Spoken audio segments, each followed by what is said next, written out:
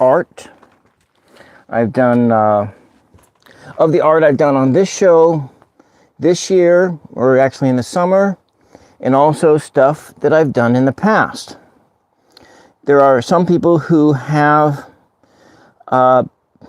expressed interest in that, interest in seeing what it was that I have done. Oh, this pose makes me look like a fat old man. So last summer, I did some paper mache, and this here is a paper mache mask that I did last year. I also did another one. I like this one because in having all the newspaper print that's still present on it, and so I do need to varnish it because I have an art fair that I'm going to be getting content ready for in 2 months, actually the second weekend of November. And so this is one of the pieces I'm going to take with me. I don't know how much I will sell it for, but I'm going to want to try to move as much stuff as possible, so I'm going to probably underprice everything. Now this one here is specifically more like a wall hanging. There are no eye holes cuts. I have quite a few of these things with no eye holes. I don't think this one's not done yet, so I'm going to try and attempt to have it done by the second week of November. And this here is a painting, probably the last painting that I did on 999 show. If you're just joining, don't forget to like and subscribe to the channel. My moderator is here. And so I actually can't see the chat on the camera in question. I have a side camera that I'm looking at everything. And so here is the painting. I'm up close. So when I do look at the chat, I'm at a 4 or 5 second long, I think a 5 second delay from the time that you put it in there and I see it. Now, I have a little bit of sip of coffee here. I wanted to come on earlier, but I had a bunch of duties to attend to. This here is another one I did, and this is on a red underpainting. The other one also is on a red underpainting, and so you can see how that red underpainting just makes this thing pop out. And I want to thank everybody for coming into the chat to say hello. And that's this one. Now, this was also another one. This is the same similar energy one, but it was done on a green underpainting. Welcome, Sayed, welcome, Fun Games. And so this was on it. So you look at this is a green underpainting, and this one here is a red underpainting. And you can kind of see, I can see anyway, that trying to do the same image, that the red underpainting really makes the work pop out better. So if we look at it side by side, I think this works. And you take a look at the red underpainting, and that's the one in this one. And so with the green underpainting, it's not as dynamic as a picture. It's not as dynamic. How much would I charge to paint 10 million? James Ambrose, I don't know. I don't know the answer to that question. Now, last year, this is I have some past paintings here. This is from 2020. This is actually, there are two, the other this painting here from 2020. It's a part of my Wildfire Sky series. I think it goes this way. It goes like this. Yeah, so this is Wildfire Skies. This is done on a birchwood panel. And this here, so as some people know who've come into my channel in the past,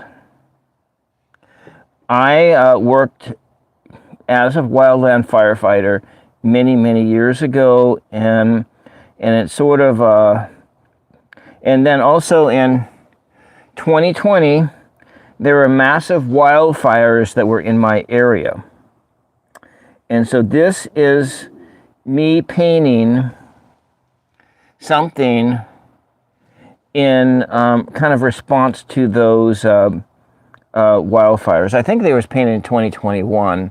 I may have the dates wrong on this, but the wildfire itself was in September 2020. And so that's these ones, Wildfire Skies. And we'll just kind of just put this over here beside me. I have a whole big bag of paintings, past paintings. And so I have been painting essentially since 2016. So not even 10 years, about 9 years. I've been painting for 9 years. And these are some abstract pieces that I did in the past. You know, you can clearly, if you really look at my stuff, you can, at least I can see that there's a clear evolution style-wise. There's a clear evolution style-wise. And so back in the beginning, I didn't even attempt to do anything that was realistic because I knew that I couldn't do it. I didn't have the technique to do. Christine, welcome. I am the Walrus, welcome. I didn't even attempt to try to do realism, so I just automatically just went to abstract and worked to do the best abstract painting that I could do with my skill levels.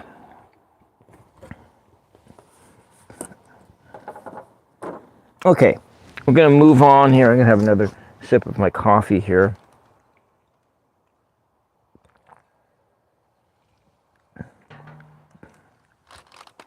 Looks like the stream is clear. That's good. I paint a lot on paper here. And this is also kind of a part of my Wildfire Sky series. I think that, yeah, but these are like practice paintings. Practice paintings. Looks like there's nobody looking in at all. And this is another practice. Actually, with this one here,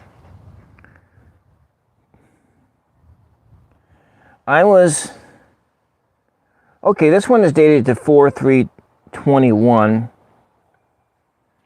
And this one is totally done by drip. The trees and everything was done by doing drippings and letting gravity be my brush. So this is I really like this one. I was never able to replicate it because sometimes that's the way it is with art. You do something and you just can't replicate it. And we go forward to last summer. This is something that I did last summer.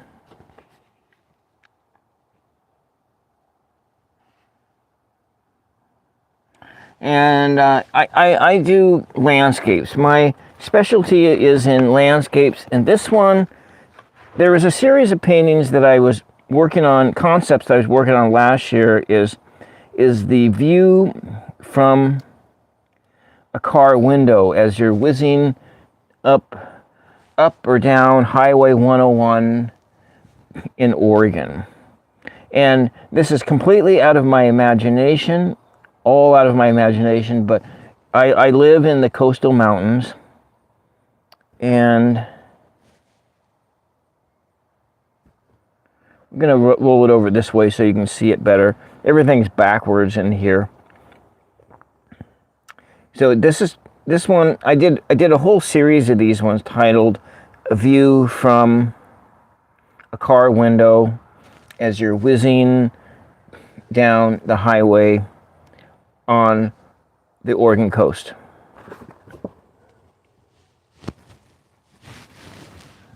And we'll just put this over here. This is the second time I've had one of these lives where I just kind of went over my past work. Some of the pieces aren't really all that wonderful, but this is from 2017. And I call these like tendrils. I was using pearl reflective paints to do this. And this is clearly during the time period that I was doing alcohol service at a casino. 2017, I was just coming off of a graveyard shift position as a cocktail server. And then I was like just a month or two into a job as a barback, learning how to be a bartender.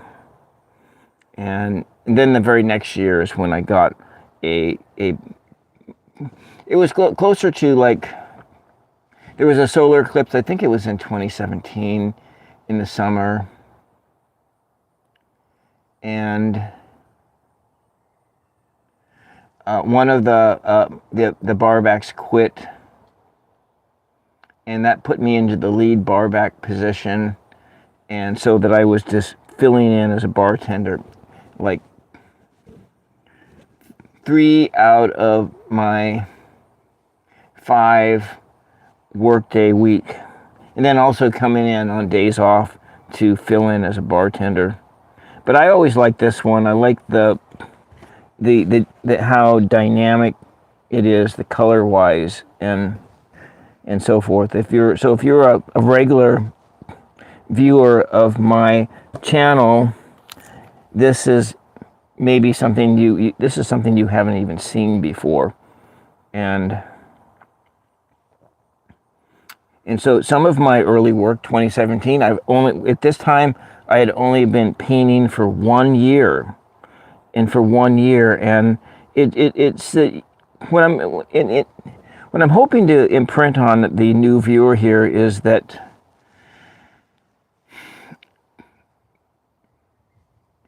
new painters can do interesting things. New painters can do interesting things. But a lot of that is you're capitalizing on your natural talents that you already possess. And that's kind of where my art began. It began when I was like a kid. It began with doing photography. It began with doing cooking. It began with doing poetry. And so my first introduction to photography occurred when I was like, I think the 7th grade, the 8th grade, 7th grade. And I went to, it was the 7th grade. And I went to an OMSI camp. That's the Oregon Science Museum Institute, located in Portland, Oregon. And it was a astronomy camp. Julie Ann Guthrie's, welcome. And so this is because some of my early interests were astronomy, but what I did do when I was like in the 7th grade was to take a camera and strap it on the backside of a telescope and take pictures of the sky. I did that for a few years, and that was my first introduction really kind of to art. But then there was high school art, and I failed drawing every time I took drawing, like sketching and all that. That was the thing that I couldn't do very well. A lot of it's because of I lack in motor skills. And so like fine detailed motor skills are things that I lack the ability to do, and I've been working on it through the years, and so I will never probably be able to do a detailed portrait or anything like that. And so I'm going to just move on. I'm not going to show that one. That one's like garbage.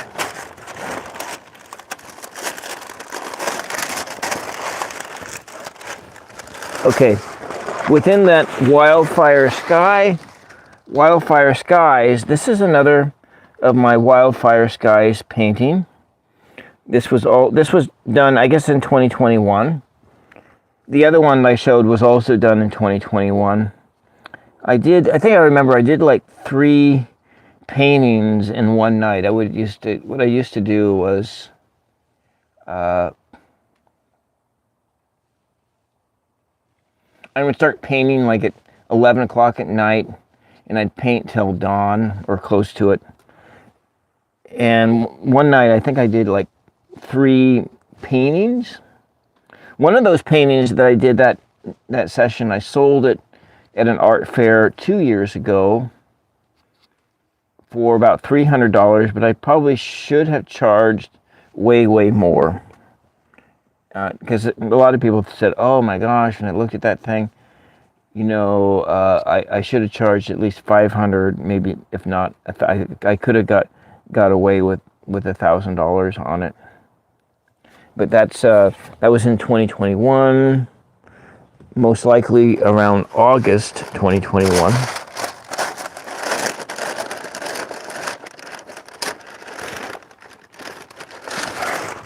This was just another one of those 2017 kind of fun.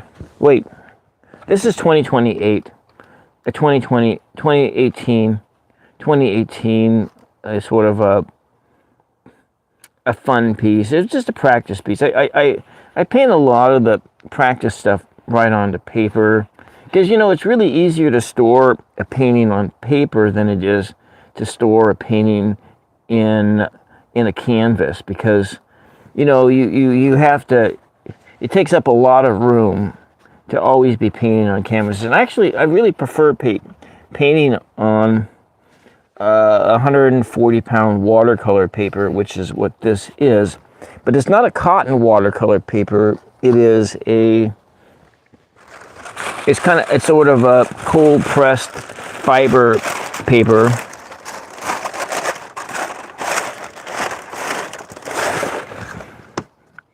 This was from 2016, and it is very much so an early art thing.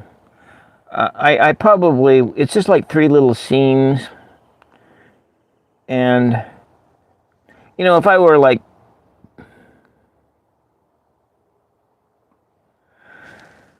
what I could do is I could strip the thing off, sand the thing down, and reuse this 12 by 16 piece of MDF. But it's kind of nice to save the things that you did in the past, just to show how far you have come. And so this is from the very first year that I started painting, for the most part. There was a little bit of stuff that I did the previous year in the summer of 2015, but really 2016 is when I marked the beginnings of my career as a painter.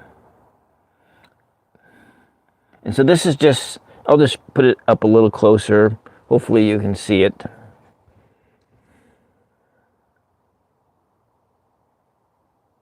I'm going the wrong direction, aren't I? You can't see it. So it's just like 3 little, like nighttime scenes, dark scenes. And at that time, I was not even trying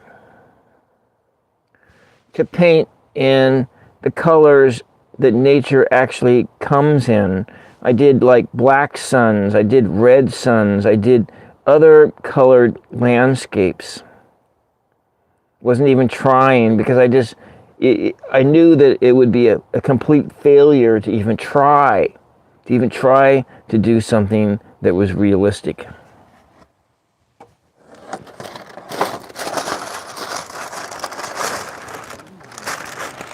Yeah, I don't want to show that one. That one's garbage. And that was another garbage piece. But I like this one, even though this is fairly simple. It's the coloration I like. I like the greens, and I think I remember doing this when I first got that easel with the box easel that you can do open air paintings on, and I just kind of put it up behind me on the other side of one of those red buildings. And this was like a late winter, early spring, when it was just starting to get weather where you could be outdoors for a few minutes anyways, without, like wearing a parka or something like that. I wonder if the sound works. Is the sound working on this thing? I wonder if the sound works. The sound is working. Okay, good. We're going to go into this a little bit deeper.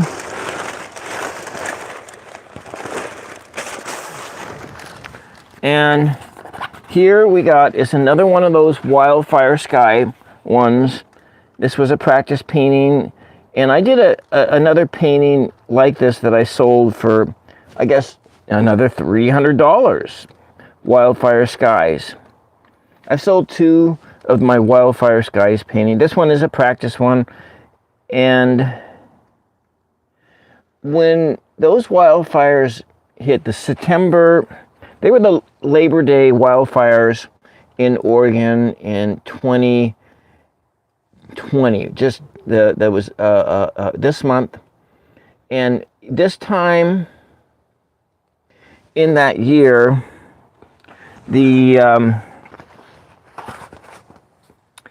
we were still locked down in the house. The air was toxic. There was over that way in Rose Lodge and Otis, parts of Rose Lodge and Otis burnt to the ground, and the fire burned all the way to the backside of D Lake, right into Lincoln City. And that was just like, as a crow flies, it's like 10 miles away or 8 miles away, 8 to 10 miles away as the crow flies, is how close that fire came to this residence here. And in that area, there was there were whole RV parks and like trailer parks that burnt to the ground, and the air was filled with toxic fumes. It was the air quality was so terrible, even with an N95 mask going outdoors, it was toxic to breathe. But I went outside every day anyway with an N95 mask on and spent some time outdoors, and it was and it was an apocalyptic like scene, or something you'd imagine from the story of Sodom and Gomorrah. With the rain of the fire and brimstone coming down, of Sodom and Gomorrah being completely destroyed by nature, by the fires of God coming down from the sky. And that's what that experience was like for here. But then there was another set of wildfires that occurred exactly at the same time, that started at the same time to the east, on the east side of Salem, in like Lyons, Washington, and going almost all the way up to the top of the Cascades to through Detroit, and I'm going to be taking a trip soon to go back up to Detroit, up to the top of the Cascades, just to see how much the landscape has repaired itself after those wildfires. There were parts of 3 or 4 towns that burnt to the ground. And so when those fires started, I went out with my easel and I painted the sky. I painted the colors of the sky as they were on that day.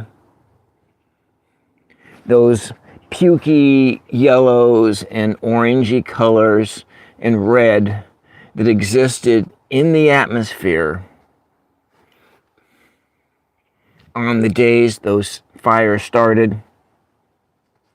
And that's what I did. And these are colors that they're representative of what you see during a wildfire, where wildfires are really, really close by.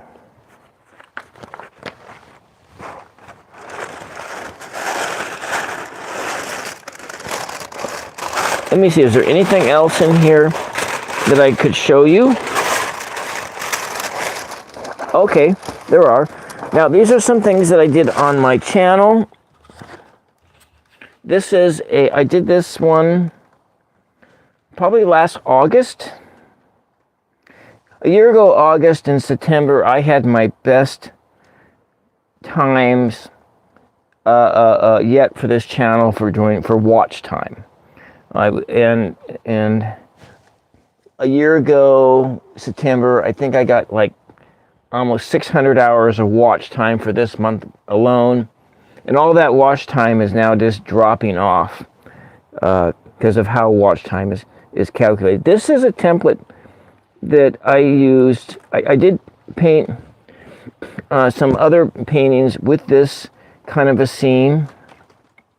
I have kind of seen this scene in my head, or I've seen it when I've gone out on hikes in this area that I'm exactly in, that you're kind of walking up, you're on a hike and you're walking up a hill and you're coming into an area that had been clear cutted, and this is the repair. But in this scene in my head, it is actually not, it's not that the area had been clear cutted, but it had been, a wildfire had ripped through, and this is the repair after 10 or 20 years after a wildfire had destroyed the landscape. And this old snag here is like something that you might possibly see coming up, and you see an old tree that had been burned out, and it had a big hole in the side that you could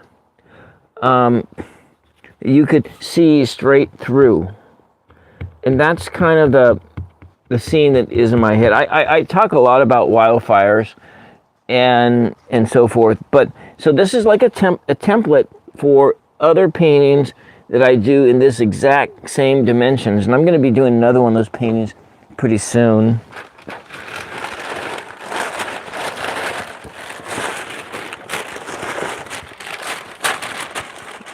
Now for whimsy, for pure whimsy, I have done some self-portraits.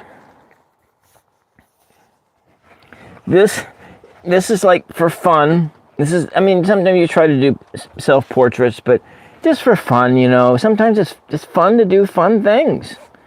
And rather than, you know, this is a totally non-serious thing, but this is one of my self-portraits. Can you see the resemblance? Anyways, when I had hair, I used to have more hair. I don't have much hair right now. And I did another one.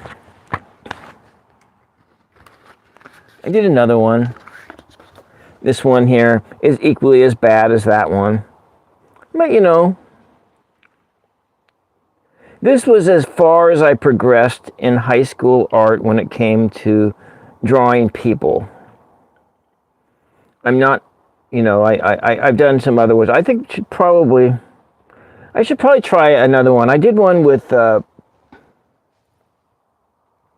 maybe when I have Julianne Guthrie on, we can try a paint-off doing self-portraits. Maybe she would like to do that, a self-portrait paint-off. I think that might be kind of fun. Maybe in in watercolor, or just whatever you want to use. Maybe you want to use colored pencils. Maybe you want to use our acrylics or something like that. Watercolor or acrylics. Maybe start with a charcoal pencil to get the outline, and then see what you come up with. I think that would be a really fun exercise. Maybe Julianne Guthrie Simpson Smolson will agree to that kind of a ridicule, or if you want to call it that, that kind of an exercise for doing something fun. We want to do something fun. We don't want to always just do serious.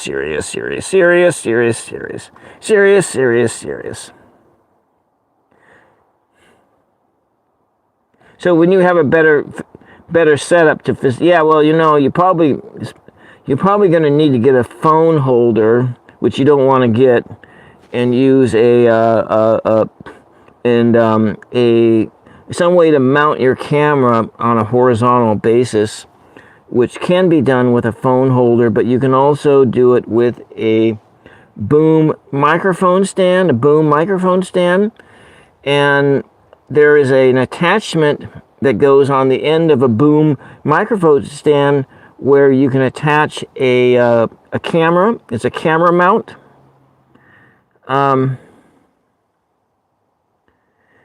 Yeah, you know what? When I go on the Reddit forums, when it talks about sales of your art and how to price this stuff out. When you go to art fairs,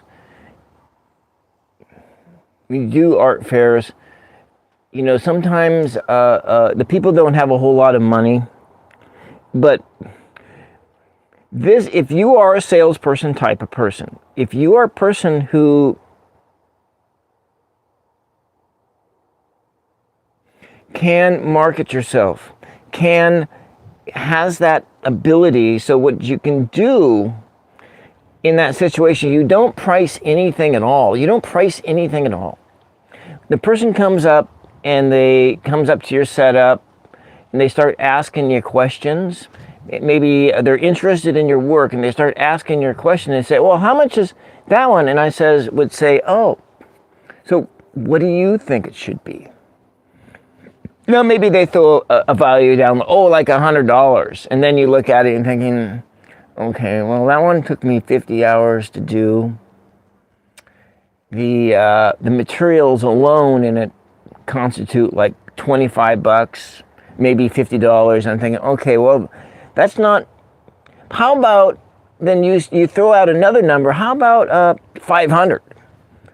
And then think, oh no, I can't do 500. And then so what do you think? I mean, what do you think? And then maybe just bargain with them. Maybe you settle on a price like $200, which is close to what you were kind of thinking in the beginning, that you wanted to do like $200. But let's say you do this, and that person you size up, and you size them up, and it looks like they may have some money. Let's say they throw out that number, $500. And you're thinking, I don't know about that. Is that the best you could do? See, this is a way that you can, if you are that type of person, if you are a person who can bargain, bargain for a better price. There are people who have this skill, and that if you're that type of person, that's how I would recommend pricing your art out. Now, if you're not that type of person, because a lot of people don't like to do that because it involves confrontation, and that's a level of, so you have $0. Yeah. So when you do this thing online, then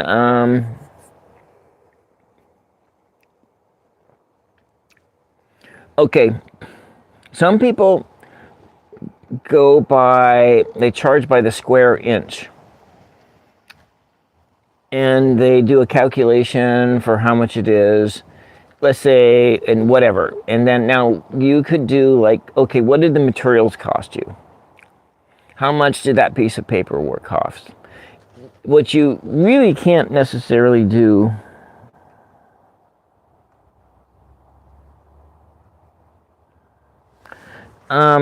what you're never going to get compensated for your labor as an artist. That's just real talk, true talk, is that unless you have developed some fame, something like that, you have unless like your watercolors or whatever are showing up on greeting cards in every airport in the United States, you're not going to be able to command a price that compensates you for the labor that went into doing that work. And that's just the reality. I don't have a name. I'm a no-name artist. My name, I sell greeting cards at a local store. I sell them for a couple dollars a pop. The materials that went in, the unit price of the materials that went into it are like $2. But I've sold, over the years, I've sold several hundred of these cards. So my people come in and they buy those things for Christmas cards or for greeting cards or for whatever, and they're hand painted cards. So I don't, when I first started doing them, I wanted to price them like $10 a piece, but nobody would pay $10 a piece. So I dropped the price down. I think for this year I might like raise it up a little bit. But you see, you come into these fairs and people have like, whatever their pocket change is, and you think in terms of how much cash are they bringing along with them. And people have a $5 bill on hand. They may have a $10 bill. So some of these things you just might charge $5 because that's what they have on them. And so they can dole out $5. And they can do it that way. And so you're not really trying to make money. You're just trying to spread yourself out. You're trying to get yourself out in the world. And that's kind of the approach that I look at it. I'm not looking at it from trying to make a living or getting what you can get, because who am I? Who's WJL? Who am I? I'm nobody. I'm a nobody. That's who I am.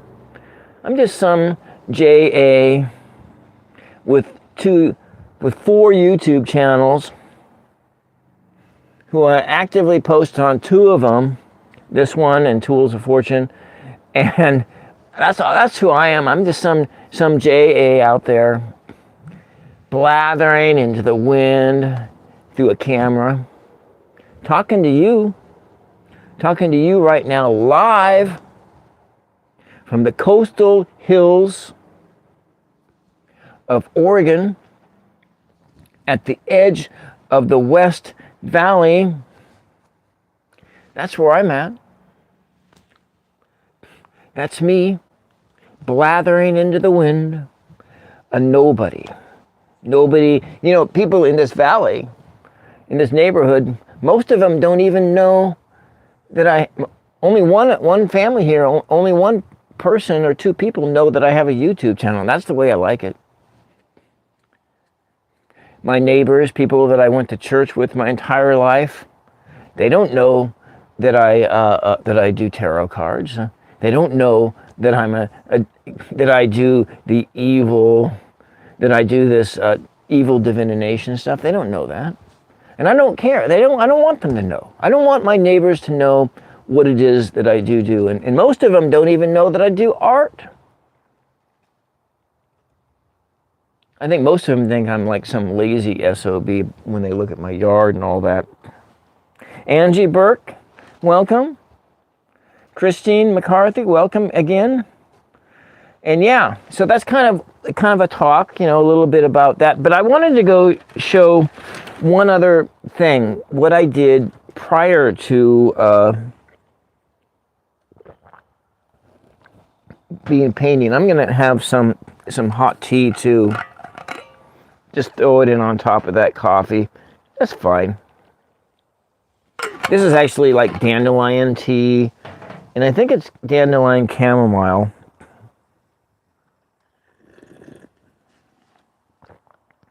So Angie, I'm going to be doing Tools of Fortune tonight after my writers group. I have a host a writers group on Wednesday night on Zoom.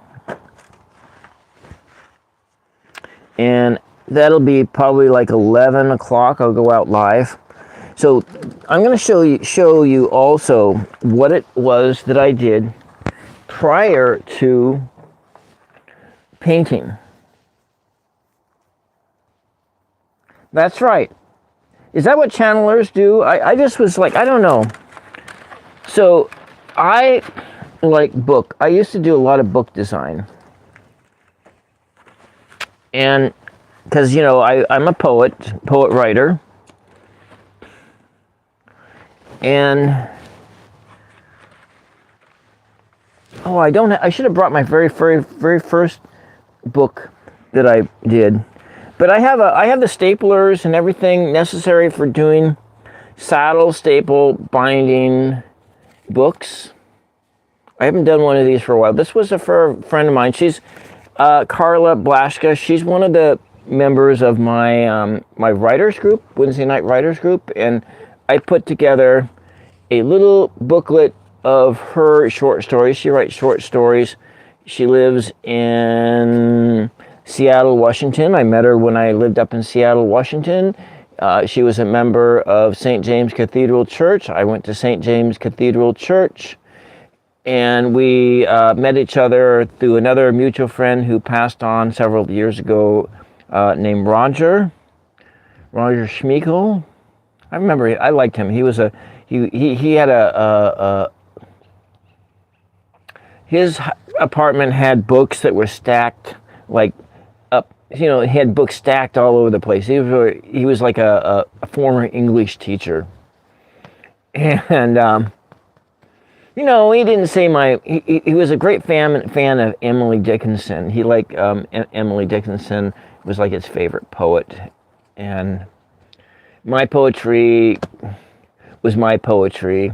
He was very encouraged. He always encouraged me to keep writing and to keep practicing art, to keep practicing the craft of writing. Now, granted, I don't think he liked my poetry because I think my poetry was either too simple or whatnot. So this is for Angie. These are short stories, and I think we title. I think In the Soup. I think that she had a story. I'll read one of her. I'll read one of her stories here. This is a short story. It's called Feeding the Birds by Carla Blaschka. So where are you getting off? The question came from the woman beside me. We were riding the Route 359 bus across the Ore Bridge from downtown Seattle, and she'd been trying to make conversation with me the whole trip. She seemed a happy, bouncy type with her hair a riot of black curls tied up in a shocking pink ribbon. There was a time I would have responded to the interest in her eyes, a time before I died. I just come from a meeting at my lawyer's. We had a sit down from the other side to discuss my lawsuit. The builder of my dream home had brought his brothers along for moral support, or immoral support to be more exact. All three brothers sounded like wise guys from New Jersey, and perhaps they were. Both brothers had squared off to their shoulders that said, "Don't mess with me unless you want some." It was a popular look in prison with newly released ex-cons. I thought they should pay for putting my parents in a coma and for killing my dog. They didn't. I said, "You built my condo on top of a toxic waste dump.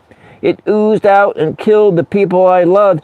I included Fraser in that, of course. As all pet owners know, pets are people too. They said it was an act of God that a minor earthquake had broke the acre-sized baggie that sealed in the waste, and that they'd fixed the problem as soon as they knew. So what more could they do? They had compiled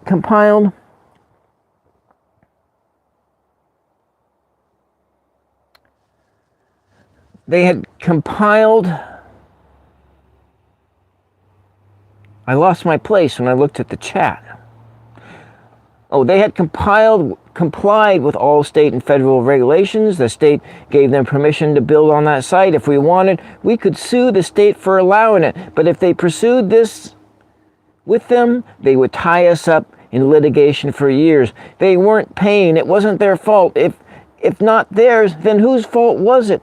I wanted to shout, my dogs for running through the sludge and jumping up on my dad, my mom's for cleaning up the mess. She thought it was funny. Since I was fixing dinner, she cleaned it up. It was their first dinner in a new home. We were having steak with caramelized onions, green beans, and baked potatoes with all the fixing, and I had it nearly on the table, so Mom washed off her husband and Fraser, my little Jack Russell Terrier, for me. He started vomiting that night. In the morning, I took him to the vet. While I was there, Mom and Dad collapsed on their walk, unconscious. Their neighbor called me. It took them 3 weeks to die. Fraser just 1 day. But then, he didn't have any insurance. They never did regain consciousness. I never got to say goodbye. My fiancée, Tina, was so great. She stayed with me at the hospital the entire time and kept me fed. She liked to feed things, to see them grow. She was always feeding the birds, and I kept a handful of seeds with her always to feed the LBBs, the little brown birds at the coffee house.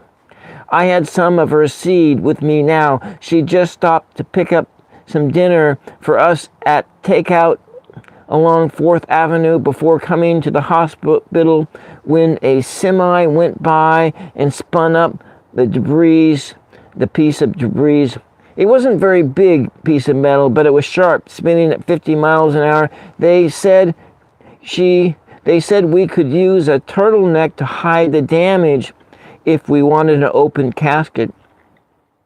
But her family went with clothes. They never did find her right sneaker. I guess it ran away. Haha, or it went where she went. I had the other one with me. I felt for the seed in my pocket. I wanted to make sure it was there before we got off. My face felt plastic, but I tried to smile. The next stop, I said. I was getting off at the next stop. She smiled back, a little uncertain. There wasn't much there to get off to at the end of the bridge. You must be transferring, she said. I smiled and nodded, wondering if I looked like what I felt, like a bobble-headed doll. I pulled the cord, but nothing saved me from stopping. I got off with her cheery goodbyes following me and started walking back across the bridge. When I got to the middle, I spread Tina's seed so critters that flew could live because of her, and I clutched her left sneaker. With such a talisman, I could fly. It was my ticket between the worlds, my guarantee of finding her. Where was I getting off? I clutched her shoe and looked down at the water 167 feet below, climbed the rail. I was getting off right here.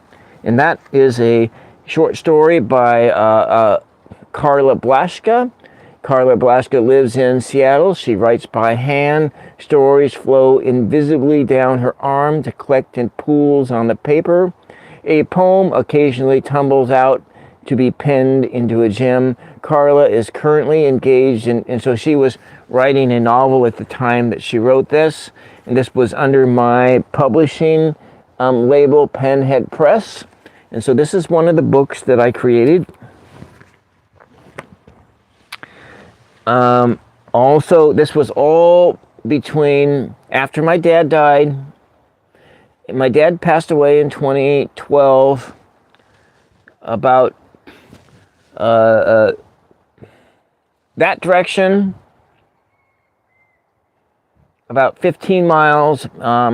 He had a heart attack or stroke, lost control of his vehicle, and slammed into the front of a bus on a Sunday afternoon in June 24th, 2012. And so I published, started collecting poetry and things and started publishing a poetry journal. And so I have some books that I wrote, or not that I wrote, these are books that I compiled. Now this is my very first, my first hardback, my first trade paper book size book is not this one. This is the second one. And it is, my poetry journal was called Randomly Accessed Poetics, published by Penhead Press. This was a biannual poetry magazine sign, and I had poets that people who submitted work to me, and I put their material out into the world. And so this is one of the books. This is another one, Ghost House. Now, I also did some single author books. Now, this was my book called Found on Bathroom Walls. Nobody liked this title. I love the title because to me it reflected the randomness of collage poetry, cut up and cross out poetry, because I write a lot of I write in that style of cross, kind of like William S. Burroughs.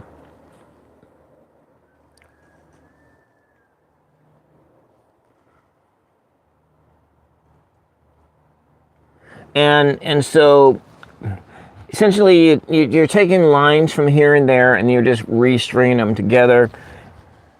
And this book is kind of a testament that you can find poetry anywhere. So that's kind of, some people call it found poetry. So here is a book. A lot of these are really risque poetry. Not every poem in here was written in that style. Now, single author books. I also did, this is a single author book from he was a regular, I regularly published his work on both my website and when I was doing randomly accessed poetry, BZ Nidich. And this is a book of his poems that I did, and so we're looking at formatting books, doing this was a print on demand from Amazon, and but doing the page layouts and everything. That was just, it sort of appealed to my sense of my attention to detail, my attention to details. Then there was another book, and this is a full-length novel. And the woman, I did this as a kind of she had ovarian cancer, and shortly after this book came out in the world, she passed on. But she wanted to see her story in print before she passed away, and I did this for her, and this is a full-length novel. And so I did this in 2014, and the page layouts and everything, and this was I think it took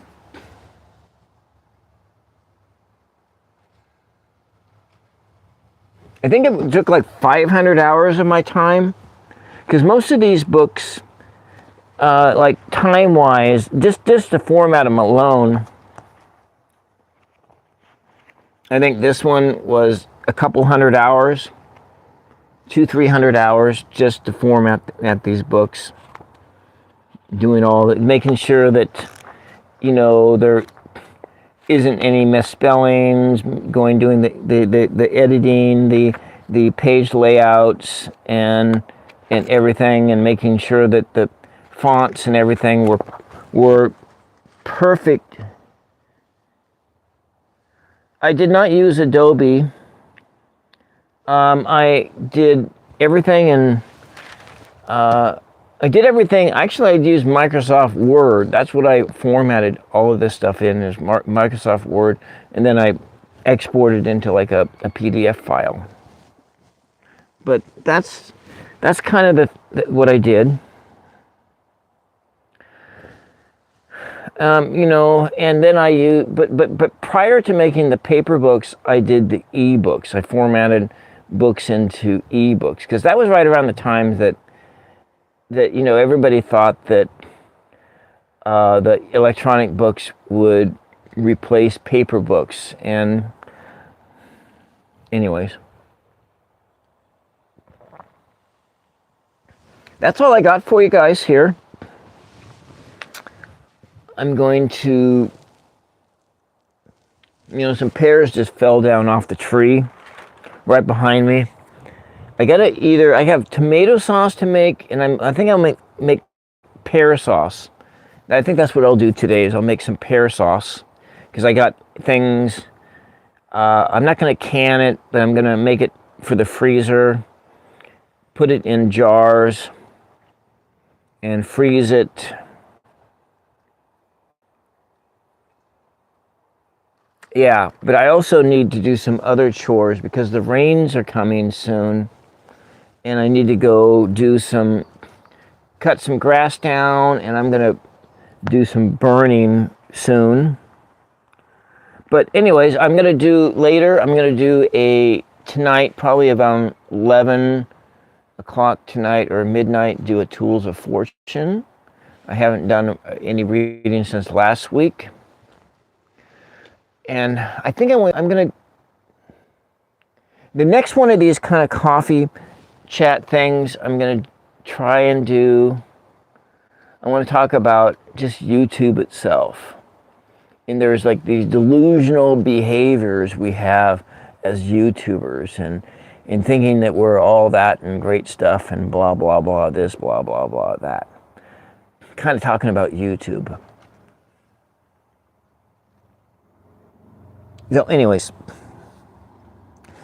I don't know if people like this format. I'm going to probably try one a little later on. Not later on today, maybe later in the day, maybe earlier in the morning. I really wanted to do this like after I first woke up around 9, but I had a lot of, as a caregiver for my mother, I do have a lot of things that I got to do in the morning to, and so anyways, and this is like free time here. So that's what I got for you guys. Thank you very much for tuning in. Thank you everyone for coming into the chat, for liking, for subscribing. And we're doing a lot of, we're going to do more talk and more random stuff on this channel. And so it's 999 Show. My handle is, so this here is Coffee with 999 Show. And I am your host, William Lindbergh.